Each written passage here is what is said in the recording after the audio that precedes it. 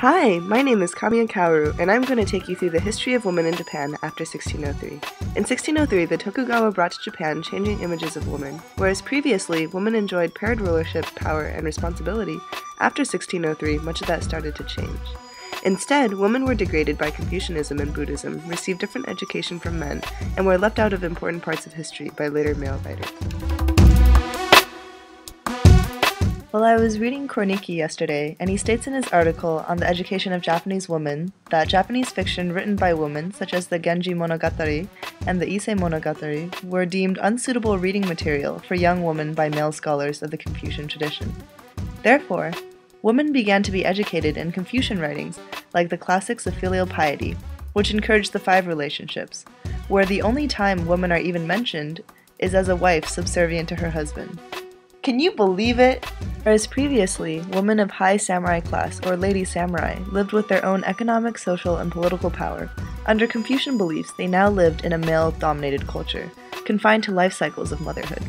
Other women were also degraded, but in a different way. As per more Buddhist tradition, women were seen to be sinful and unable to attain Buddhahood. These women were pigeonholed for their sex appeal and socially degraded. Imaginary and real prostitution flourished, and Kyoto was made famous for its sexy prostitutes.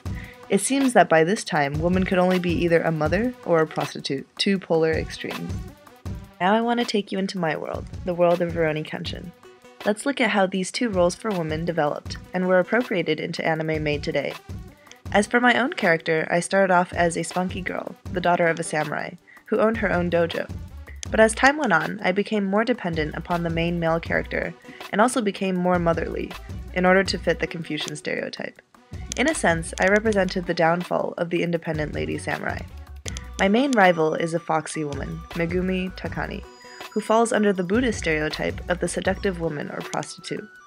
However, what is interesting is that despite these predominant stereotypes, there is still a 3rd main female character in the series that doesn't fit into either of these categories, Misao.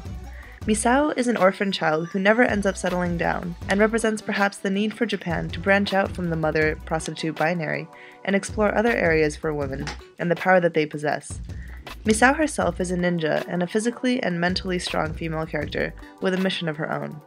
Though women have been overshadowed by male history writers who focus on Bushido as a Japanese ethic and rewriting Japanese history to the exclusion of women, it seems like now, with these anime series at least, there is an interest in bringing women back into the equation, and even creating role models outside of the Tokugawa established norm.